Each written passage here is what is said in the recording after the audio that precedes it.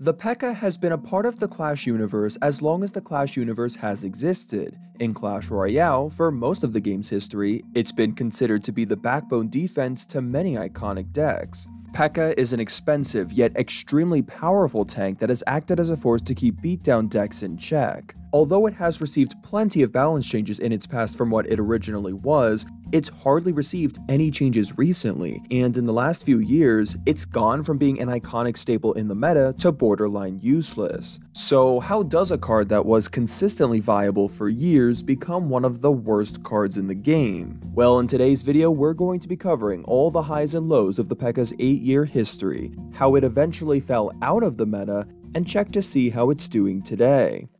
The Pekka has been in Clash Royale since the very beginning of the beta days, over 8 years ago in January 2016. But what does Pekka mean? Most cards are named directly after what they are. The prince is a prince, the musketeer is a musketeer, but Pekka isn't even a real adjective. Pekka is actually an acronym. So what does it stand for? Well, to answer this, we have to go all the way back to August 2012, where the Pekka was released in Clash Royale's sister game, Clash of Clans. Originally, this acronym didn't mean anything. Supercell was holding a contest to let the community decide what it meant, and it would be officially decided on August 23, 2012, where a user named Victor got 58 likes on his Facebook comment, making his suggestion the official acronym: Perfect Enraged Night Killer of Assassins. So although it does have an official meaning, it was originally a meaningless acronym that Supercell probably wasn't quite sure themselves what it meant. The Pekka's gender is also something that isn't 100% clear.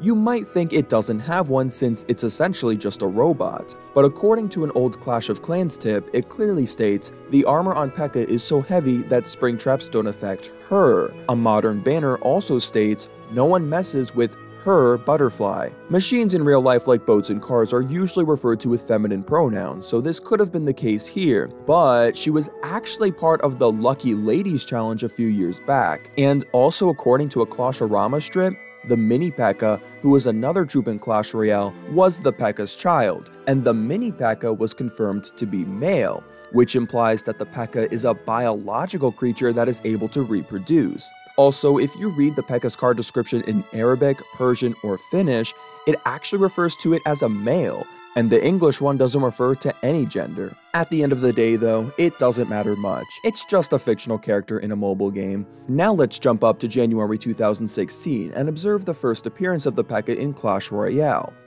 The Pekka didn't deal the most damage per hit of any troop, but it did deal the most damage per hit of troops that could attack other troops. You see, in Clash Royale, some troops, usually win conditions, ignore other troops, making them essentially worthless on defense. So even though the Pekka didn't deal the most damage per hit, it did deal the most damage to troops per hit of any troop, which made her an excellent defense to ground-based tanky win conditions like Golem and Giant. The downside to this was that she was much harder to connect to the tower. Swarm cards like Skeleton Army were detrimental to the Pekka, countering it for a +4 positive elixir trade in a one-on-one interaction. But one more advantage she had over the other building targeting tanks was that she had more health than both of them. In fact, she had the most health of any card in the game. But it was well deserved, because she cost 8 elixir, which made her more expensive than every other card, tied only with the Golem, who was also 8 elixir. Also like the Golem, she was one of the only 2 troop cards in the game to have a 3-second deploy time.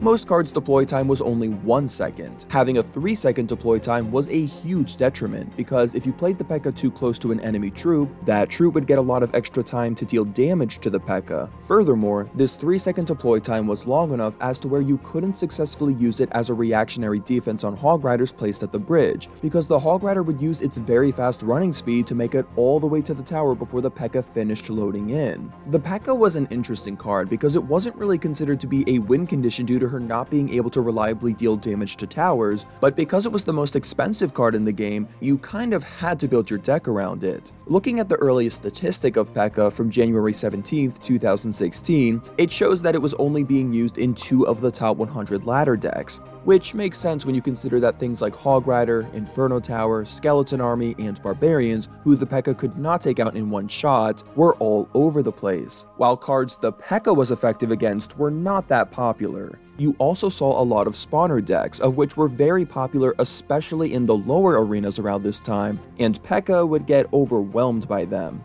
It was just too easy to counter with swarms for a massive positive elixir trade. If you really needed a tank killer, something like Barbarians were just a safer, more versatile option. The Pekka would receive its first balance change on February 2nd, 2016, which would be a rework. Its hit points were reduced by 13%, but the cost of the card would be reduced to 7 elixir. This marks a rare instance in Clash Royale history where a card's first change was changing its elixir cost. This was a pretty big deal, and I think it was the right move. 8 elixir for a non-win condition made it really hard to fit into any deck, and it was so easy to get large positive elixir trades on it with cheap swarms. Health didn't matter much in those situations because the swarms or Inferno Tower would evaporate it within seconds anyway. So I think that was the right stat to nerf, because it overall needed a lot of help. This rework overall seemed to put the card in a pretty good spot, as it was able to sustain about an 8% use rate on top ladder soon after the rework went live.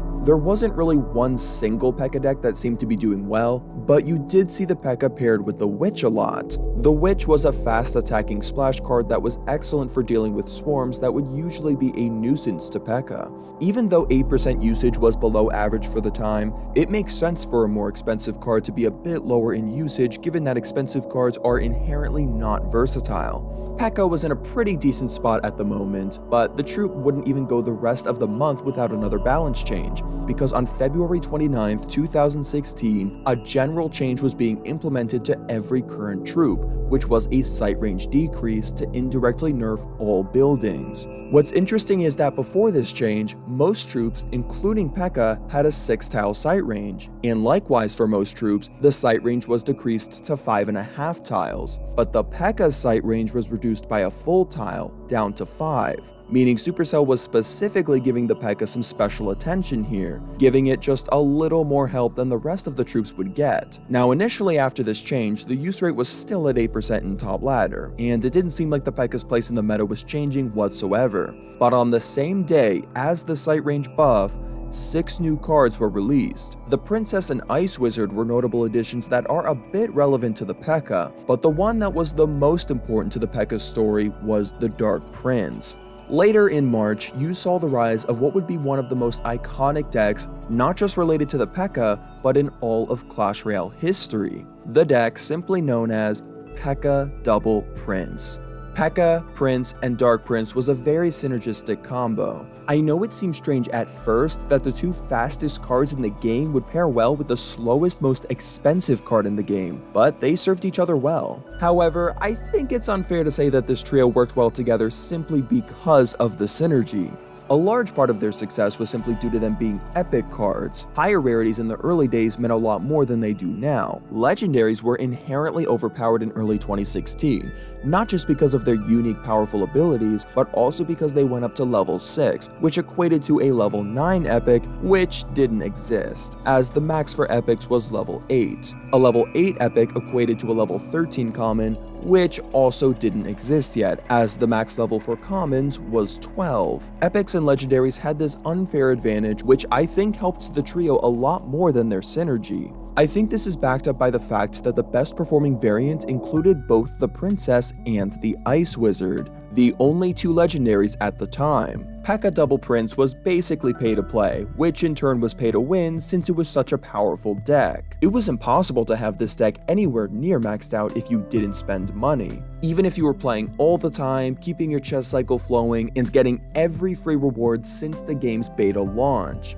As a result of the Pekka Double Prince decks, the Pekka's use rate in top ladder went from 8 to 31% within the month of March, making it the 10th most popular card. A crazy increase that cannot be explained by a sight range decrease alone, just to be clear. Within a few weeks, there were balance changes, and the Prince, Dark Prince, and Princess would all get nerfed, severely hurting Pekka Double Prince. But in the same set of balance changes, the 3 Musketeers would see an elixir reduction, which led to, in the coming months, Pekka Three Musketeers seeing some play as a very expensive yet effective combo. But Pekka Double Prince was still the more dominant Pekka deck you saw, despite the princes becoming worse and Three Musketeers becoming better. Pekka Double Prince didn't really have a massive fallout until after the May update later that month, which increased the level cap for common and rare cards, diminishing the advantage that epic cards previously had. As Pekka Double Prince was falling, Hog Trifecta was rising, and the meta determined that Mini Pekka, the Pekka's son, was a better fit for dealing with it. Remember, the Pekka was terrible against Hog Rider because of its 3-second deploy time, so it just wasn't the right environment for her right now. Mini Pekka was rising dramatically in popularity not just because of its faster deploy time, but also because it had an infinite range bug allowing it to easily fully counter Hog Riders. And even without bugs, the Mini Pekka naturally had a longer range than the normal Pekka. Since the Pekka wasn't considered to be that great without the strength of the princes backing it up, Supercell ultimately decided it was time for a buff. To give Pekka more of an edge over the Mini Pekka, she would be given a damage buff of 8%. This was huge because it now meant she could one-shot Barbarians, Musketeers, and Wizards. Barbarians especially were quite strong around this time, and there weren't many cards that could one-shot them, not even a Fireball, so this gave Pekka a nice advantage, especially compared to the Mini Pekka. Despite the advantages the Pekka had though, it was still 3 more elixir than the Mini Pekka and couldn't counter a Hog Rider, so after this change went live, Pekka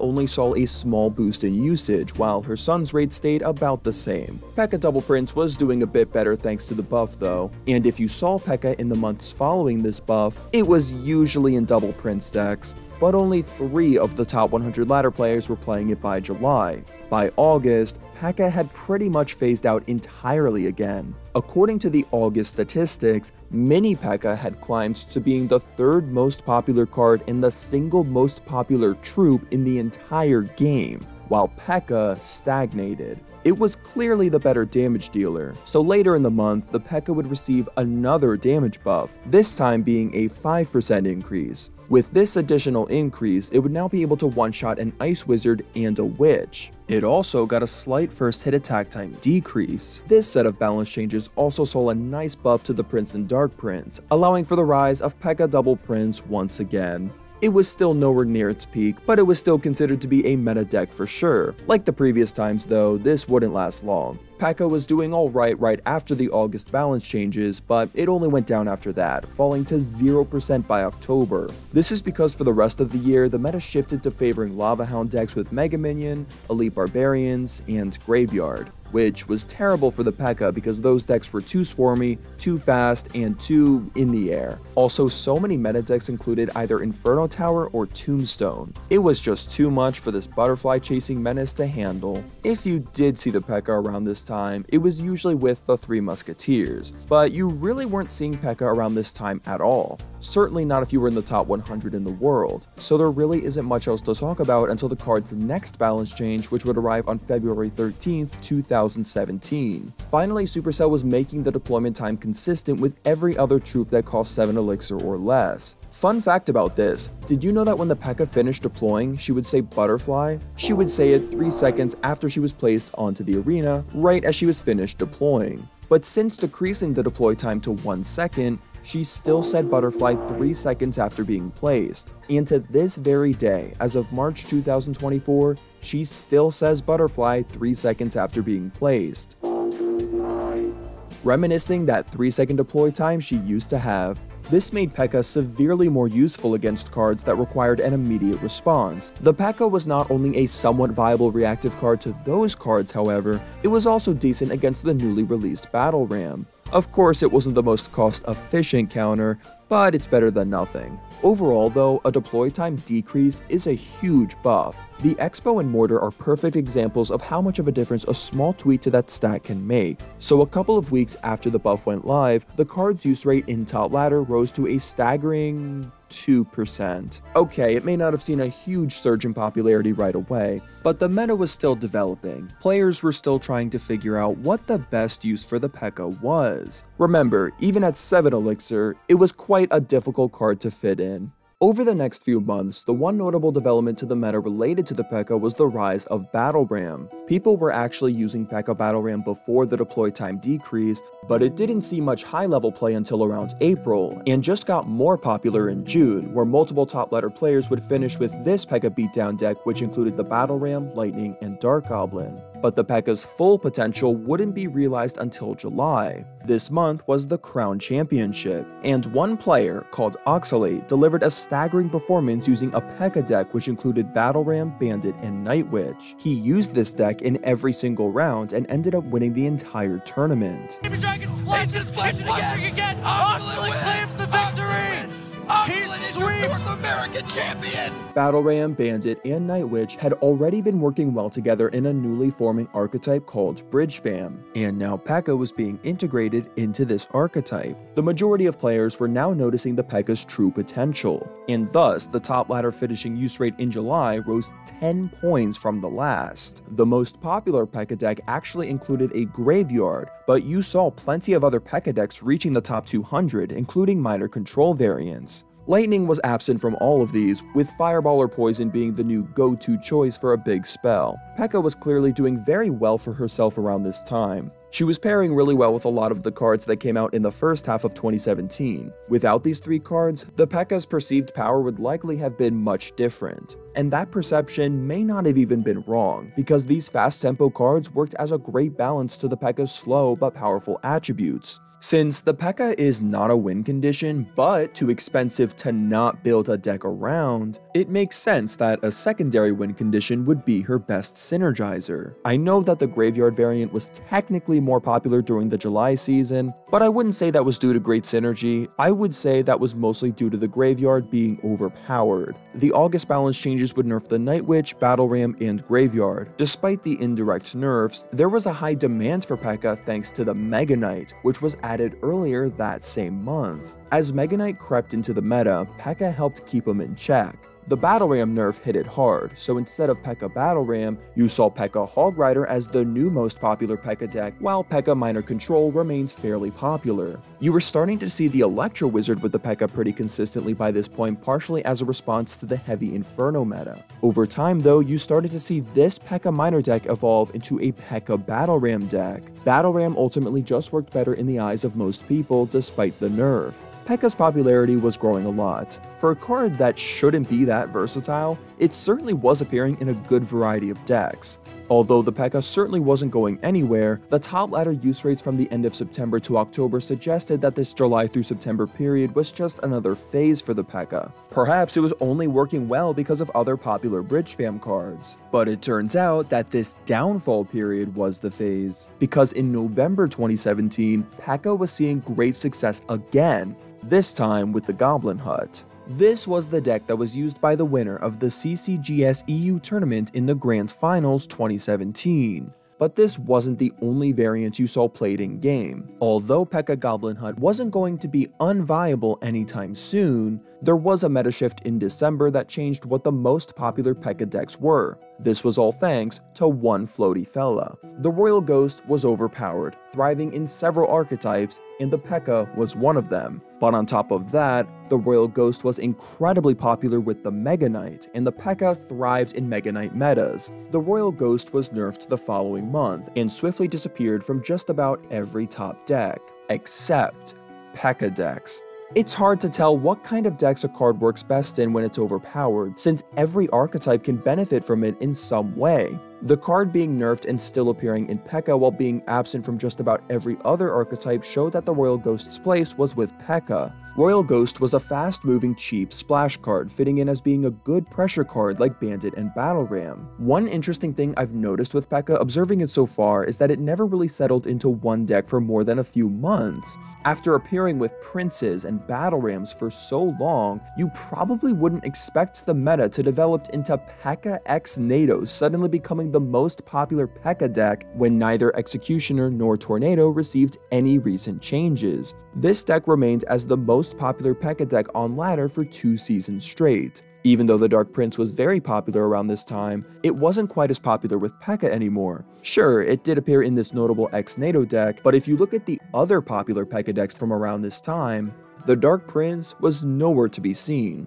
April 2018 was an interesting month for the Pekka, however. Even though Pekka finished in 7% of the finishing decks in the top 200, There is no official record of exactly what Pekka decks finished in top ladder for the April 2018 season. In the broad scope of the game, you still saw basically what you had been seeing already, but you also saw the rise of Pekka with Balloon. This deck briefly rose to being a very popular Pekka deck, which relied on pressuring heavily with the Balloon and defending with the Pekka in the absence of a big spell.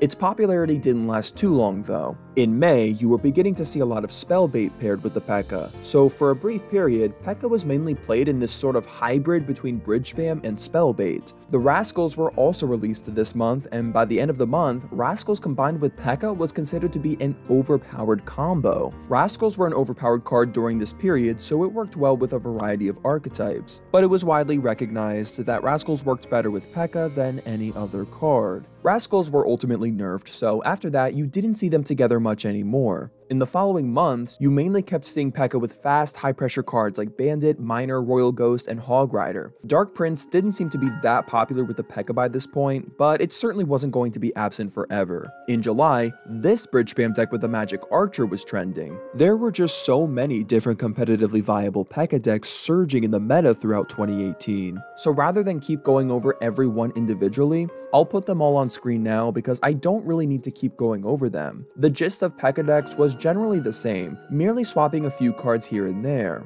However, later in 2018, you wouldn't really see the Hog Rider paired with the Pekka anymore. The Battle Ram had almost fully solidified its place. 2018 was a crazy year for Pekka. It seems like every month there was a new version of Pekka Bridge Spam rising into the meta. Although it wasn't certain what the best Pekka deck was throughout the year, it would become clear in October 2018, when one variant would rise far above all others.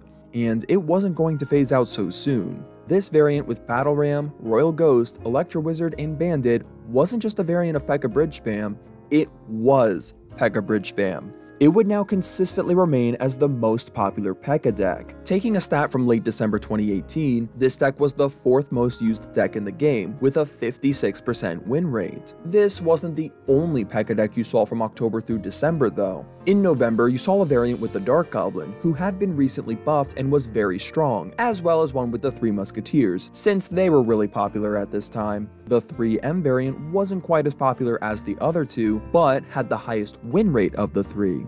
Pekka's use rate in Grand Challenges was hovering around 15 to 16%, which was pretty high. Some argued it needed a nerf, but the majority opinion was that it was a balanced card. Pekka's momentum was not slowing down going into 2019. Pekka Bridge Spam was running rampant, exploding in popularity even further in January. By January 10th, it had officially become the most used deck in the game, and by January 12th, it consisted of 3% of players' decks, nearly double the popularity of the 2nd most popular deck in the game. And despite being so popular, it still had a 55% win rate. Just to remind you, this was one single variant, and these recent stats were taken just days after a Battle Ram nerf, so it's not like Supercell wasn't trying to tone it down at least a bit. Pekka Bridge Spam wouldn't hold the #1 spot forever, but it certainly wasn't going off the leaderboards anytime soon. Over the next few months, Supercell would nerf the Battle Ram again as well as the Bandit to help tone down Pekka Bridge Spam, and although it still wasn't going anywhere, you did see some players sub out the Battle Ram for Ram Rider, subsequently replacing the Zat with Snowball, since it worked better with Ram Rider.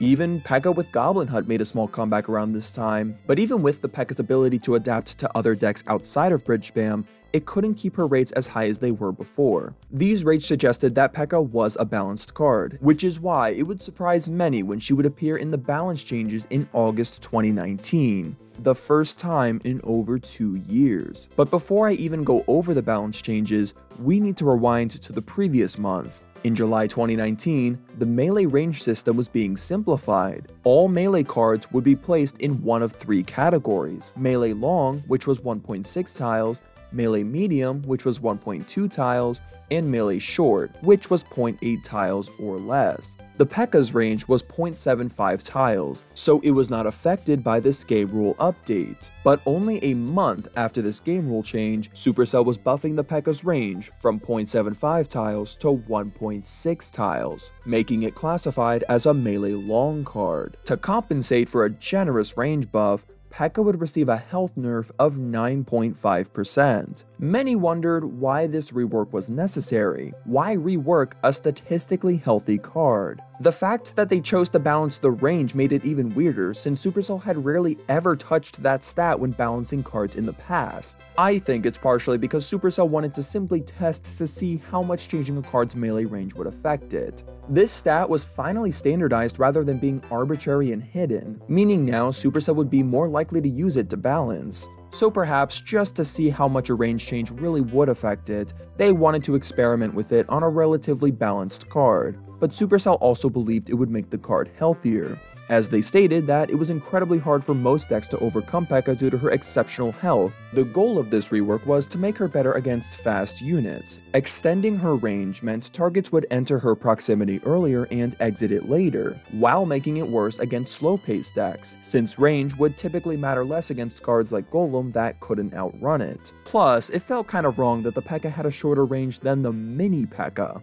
So maybe Supercell only realized this when they were sorting out the ranges for every melee card for July and wanted to make the game make more sense. Or maybe even the plan to change Pekka's range came before the range standardization, and that's what drove them to standardize it in the first place. Regardless, most players felt like this Pekka rework was unnecessary, and the community was mixed on whether or not this would help or hurt the card. There were quite a few people worried that this rework was going to kill the Pekka, and others who were optimistic. But a lot of people, including Supercell, seemed to greatly underestimate how much of a difference this range buff would make. Just put this into perspective. The range was more than doubling. You could now easily fully counter a Hog Rider, since placement wasn't as important now due to it not running out of range as easily, which was huge in situations where there were other units supporting the Hog Rider that could have distracted it otherwise. A 9.5% health nerf was pretty big for a card like Pekka, however, since it had so much health. This was more than 300 hit points at level 9 tournament standard. One major interaction difference this caused was the Pekka dying to 3 Sparky shots instead of 4. It was certainly going to be very different after this change, but whether you liked it or not, it was coming. So overall, how did this rework affect the Pekka? Well, to put it simply, it was overpowered. Like, really overpowered. It was being seen in about a quarter of Grand Challenge decks through most of the season, easily hitting the highest use rate in Grand Challenges it's ever had. You of course saw a lot of Pekka bridge spam, but you also saw a lot of Pekka paired with Hog Rider and Ram Rider, and even a Pekka double spawner deck started trending at one point. Magic Archer was appearing a lot more with the Pekka as well because it got a rework at the same time as the Pekka rework, causing it to have a substantial increase in popularity alongside the Pekka. Even Expo decks, the decks that were considered to be the Pekka's biggest weakness, were not nearly as great against it as they once were, because the Pekka could reach the Expo much quicker, giving the opponent much less time to distract it. The Pekka's movement speed was 3/4 of a tile per second, and since its range was increased by 0.85 tiles, this essentially means it would lock onto its target more than 1 second faster than its previous iteration if it was walking up to it, which is unfathomably big when it comes to these micro interactions. Another major benefit I didn't mention when it came to the Pekka's extended range was that you couldn't really nudge it off the tower after it locked on now. Because the Pekka used to have such a short range, placing a troop between the two entities would cause the Princess Tower to become out of range for the Pekka, leading the Pekka to retarget onto the troop you placed. Most troops had a collision radius of 0.5 to 0.6 tiles, which was effectively enough to nudge a troop already locked onto the tower that had up to a melee medium range. This is a significant disadvantage cards with short ranges have compared to cards with long ranges. To nudge the melee long Pekka off a Princess Tower with another card, then that card needed to have at least a 0.75 tile collision radius. So very few cards could actually accomplish this. And if all of that wasn't enough, since the Pekka had an exceptionally large collision radius at 3/4 of a tile, that combined with the long range allowed her to attack across the river, which very few melee troops could do. This made the Pekka an absolute nightmare because it did so much damage. It basically meant if a Pekka locked onto the tower, it would fully take it out. There was really nothing you could do about it now. The best way to knock a Pekka off the tower during this time was with the log, which was the only card that could actually knock back the Pekka. But even with this, you had to spend 2 elixir on the log, plus more elixir for a troop to distract the Pekka with, and you'll probably have already taken a lot of damage by that point. And if all of that wasn't enough, since the Pekka had an exceptionally large collision radius at 3/4 of a tile, that combined with the long range allowed her to attack across the river, which very few melee troops could do. So hopefully all of this paints a good picture to describe how impactful this range buff actually was. Sept, who was the head of balancing, actually said that originally the health nerf was going to be 15% instead of the 9.5% it ended up being. So it seems like Supercell knew that 15% was the amount of health it should have been nerfed by to make it balanced, but they were being overly cautious to ensure the Pekka was still viable after the rework, because obviously you can never know for sure how impactful a change will be until it's live. With the next set of balance changes coming in September, you might think Supercell would go through with their original plan, nerfing the Pekka's HP so it would be 15% less of what it was pre-August 2019. But after a month of Pekka terror, Supercell realized that they underestimated how impactful the range buff was, saw that it was super frustrating, and likely decided that nerfing its health wouldn't be enough to make the card balanced or fun to play against. So in the September 2019 balance changes, the Pekka's range was being partially walked back. It would go from 1.6 tiles melee long down to 1.2 tiles, classifying it now as melee medium. So now the Pekka could be nudged off the tower by any troop with a collision radius of 0.45 or more tiles, which is pretty much all of them, except for spirits. And it also couldn't attack from across the river anymore. This was the last balance change the Pekka would receive for a very long time. So how did a card that consistently adapted to the meta, acted as the backbone to several top meta decks, and kept ground tanks in check, end up being borderline useless several years later with no further balance changes? Well, it certainly didn't happen overnight.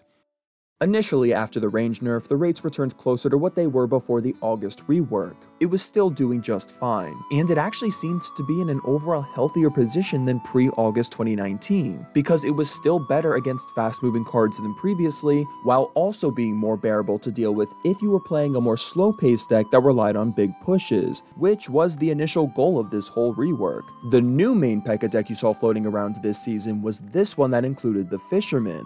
Not only did the Fisherman receive a big buff in September, making it overpowered, but it was also good against the overpowered Executioner that also got buffed in September. So as a result, this Pekka deck won more grand challenges and had a higher win rate than any other top Pekka deck this season. Fisherman certainly wasn't something you saw every time you saw Pekka, but it would definitely be more common to see the Pekka with it than without it during the period where it was overpowered. In the last few months of 2019, there would be a few more interesting developments. The October 2019 meta was a radically different environment unlike anything we had ever seen before. Elixir Golem, Witch, and Wall Breakers, all cards that either did not exist or were irrelevant before this month, were meta-defining this season. Although you did see the Mega Knight rise to being in over a quarter of Grand Challenge decks as a response to this meta, Pekka really didn't have a place, as it was inefficient against the real meta drivers. But in November, as the meta settled, Pekka's rates would rise back to being normal. And not only that, but this month would also be one of the biggest developments to ever occur to Pekka bridge spam. Magic Archer was rising in popularity to the point of being used in 20% of Grand Challenge decks, so you very often saw him paired with Pekka now. That was no major new development by itself, as you commonly saw this duo used together in the past, but what was notable was that the Magic Archer replaced the minions in the iconic Pekka bridge spam deck. This might sound like a fairly minor development that was quickly fizzled out when the Magic Archer was nerfed, but this development was long-lasting, and this variant would now be the one that was known as the Pekka bridge spam deck. In January 2020 through February 2020, this Pekka bridge spam deck was usually the #1 most popular deck in the game, consistently remaining in the top 3 if it wasn't #1. It started to dip a bit more in March, but throughout all of 2020, it was among the top 10 most popular decks in the game. It certainly wasn't dying anytime soon, and that was good for Pekka. But the main thing to notice is that Pekka didn't really appear outside of this deck. From 2017 through 2019, you were seeing so many adaptations and developments in relation to Pekka.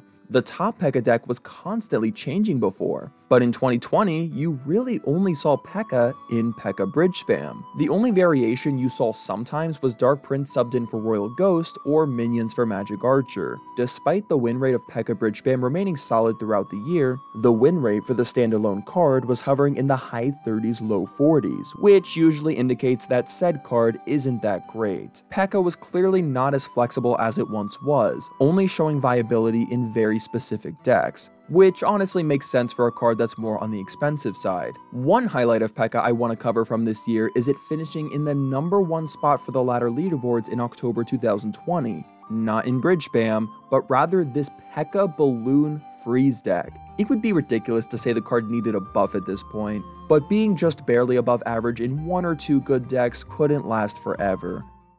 With this pattern of decline being present through 2020, it's easy to assume this would continue going into 2021. But 2021 was surprisingly a really good year for Pekka. This was partially thanks to a brand new card, the Electro Giant. This troop was pretty tough to counter since when a troop attacked it, it was dealt damage, meaning cards like skeletons and bats couldn't get more than 1 hit on the E-Giant before dying. Since Pekka had a lot of health and dealt more damage per hit than most cards, it was a very effective counter against this new menace. Also as a bonus, since the Pekka and Electro Wizard had the same hit speed, if you timed it perfectly, you could have it so the Electro Wizard hit the Electro Giant at the same time the Pekka did, fully shutting it down with the Pekka unscathed, since the Electro Giant didn't deal damage when it was stunned. You continued to see some top players playing Pekka Balloon through early 2021, but it never really caught on as being super popular. Around May, this Pekka Bridge Spam deck with Mother Witch and Dark Prince was trending, rivaling Pekka Bridge Spam for months over being the #1 Pekka deck. This caused Pekka's rates to be the highest they've been in years. Around this time though, the majority of Pekka Bridge Spam players were actually subbing in the Fireball for poison, because Mother Witch was very meta and Fireball was much better at dealing with it. If you included both the Fireball and poison variants, Pekka Bridge Spam was actually the most popular deck in the game in June 2021. And I'm not even including this new Mother Witch Ram Rider deck. We're talking classic Bridge Spam only. I think the majority of this can be attributed to the Mother Witch because she was really good against swarms, which wasn't present in Pekka Bridge Spam. Since Mother Witch was keeping the swarm decks in check, the meta was just overall more suitable for Pekka users. Also, bait decks with Inferno Tower were pretty absent from the meta around this time because of the Fire Spirit's prominence. A few months later, in October 2021, another major development to the overall game's meta would occur. Champions were being introduced into Clash Royale. Initially, you saw Pekka being paired with the new Archer Queen, but this was mainly because she was released way too strong and was paired with just about everything. So this ended soon after the Archer Queen was inevitably nerfed. The main development that benefited the Pekka from Champions was the Golden Knight.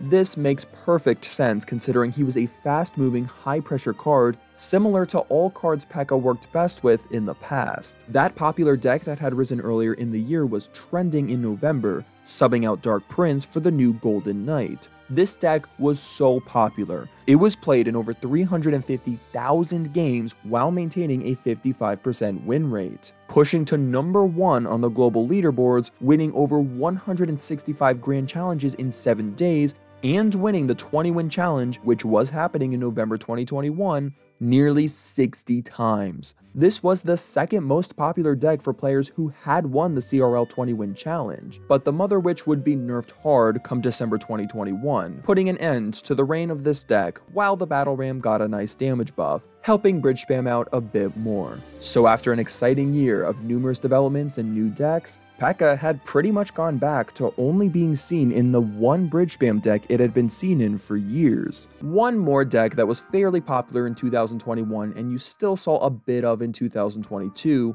was this Pekka Ram Rider deck. This deck was appealing to players who didn't have any champions. Champions were still running rampant at this time, especially the Archer Queen, so this was a nice deck for those who wanted to compete but didn't have champions leveled up. Naturally, this deck was tuned more to help deal with champions. Lightning was important because it eliminated Archer Queens, and the Snowball was good for pushing an invisible Archer Queen away from your tower, and it worked better with the Ram Rider. But this deck never really gained as much traction as Pekka Bridge Spam did. 2022 was honestly pretty much the same as 2020. When you saw Pekka, it was Pekka Bridge Spam. game. The rates through all of 2022 and most of 2023 hovered around 4 to 5% usage with a win rate in the mid to low 40s, which is slightly below average if we're using stats specifically to determine a card's strength. In late 2023, it slipped further down to having a 2 to 3% use rate and a win rate in the mid to low 30s. This meant the Pekka was officially in wizard territory, suggesting it wasn't just niche and slightly below average,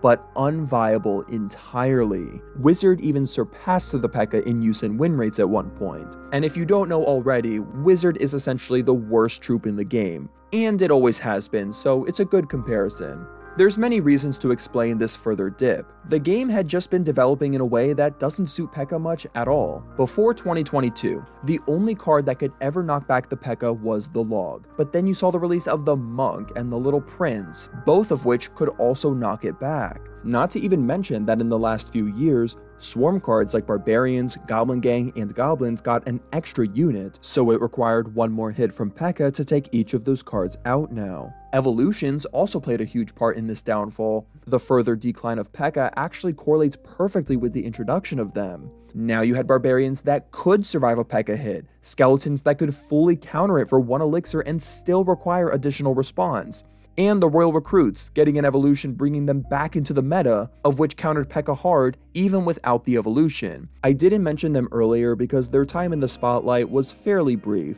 Since evolutions became a thing, none of the cards that work especially well with the Pekka have gotten an evolution. And that's part of the reason I think evolutions are so flawed. They're naturally unfair unless every card has one due to them having no downside. Evolutions have caused a lot of relatively long-term balanced cards to suddenly have subpar rates, so I think this is the biggest problem right now. Now, you did see Pekka benefit a bit from the modern Clash climate. In December 2023, this Pekka deck with the overpowered Little Prince was pretty popular, and you can still see some top players having success with the Pekka, Little Prince, and double evolutions as of February 2024. But looking at the early months of 2024, Pekka's rates were still awful, despite several ground tanks being in the meta. And by this point, players had actually been clamoring for Pekka buffs for years, but Supercell just wasn't budging, letting what was considered the backbone defense to many iconic decks over the years slowly rot away.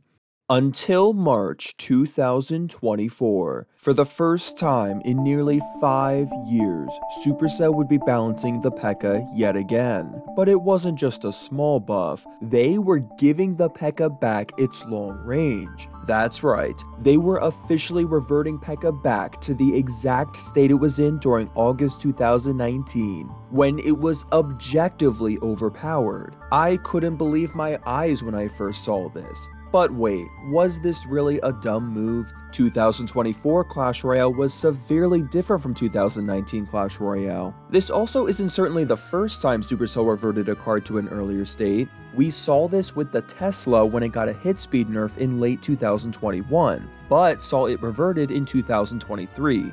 And it certainly didn't feel broken in 2023 like it did in 2021. Since the Pekka has already existed in this state, I don't need to cover the benefits the card gains by being melee long again. The main question is, how did the August 2019 Pekka adapt to the March 2024 meta? Well, it could be too early to say for sure, but the card's rates as of the end of March 2024 are still pretty bad. The Pekka is just so much easier to counter now than it was 5 years ago that even in this once broken form, it barely has a place in today's meta.